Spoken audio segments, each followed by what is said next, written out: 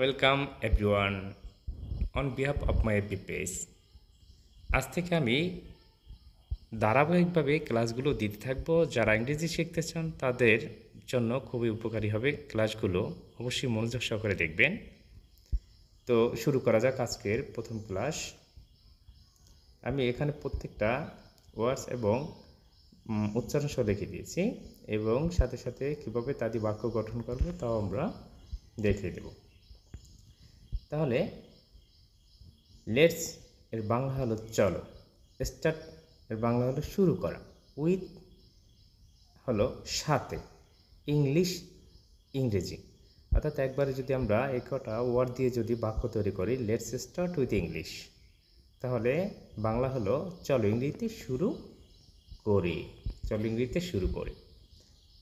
এরপরে আই মানে আমি, লাইক মানে পছন্দ করা। একবারে যদি বলি আই লাইক, আমি পছন্দ করি।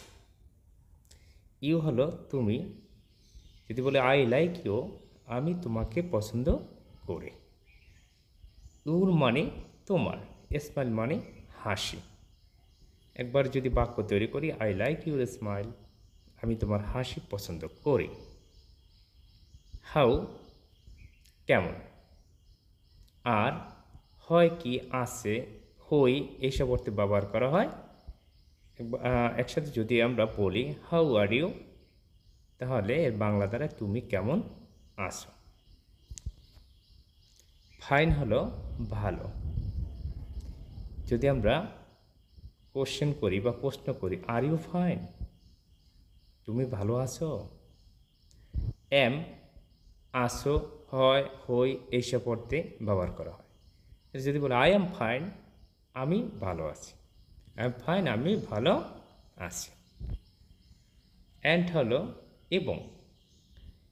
অ্যান্ড ইউ, আমি যদি বলি হাউ আর ইউ, তুমি কেমন আছো, আমি যদি অ্যান্সার দিই আই এম ফাইন, আমি ভালো আছি। কেউ যদি আমি প্রশ্ন করে হাউ আর ইউ, তুমি কেমন আছো, অথবা আমি যদি কাউকে প্রশ্ন করি হাউ আর ইউ, তুমি কেমন আছো, অবশ্যই সে বলতে পারে, যদি ভালো থাকে তাহলে বলবো আই এম ফাইন, যদি মোটামুটি থাকে আই এম সো সো, মোটামুটি থাকলে বলতে পারে, আর ভালো থাকলে যেহেতু আই এম ফাইন।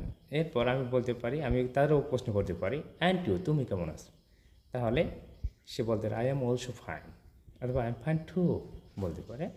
তাই অলসো হলো ও। যদি বলে আমিও ভালো আছি, আই এম অলসো ফাইন। তাহলে আজকের ক্লাসগুলোতে, এই ক্লাসটিতে আমি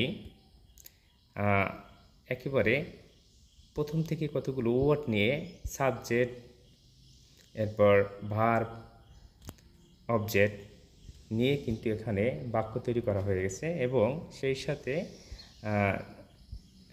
সেই সাথে কিন্তু উচ্চারণও কিন্তু এখানে লিখে দেওয়া হয়েছে।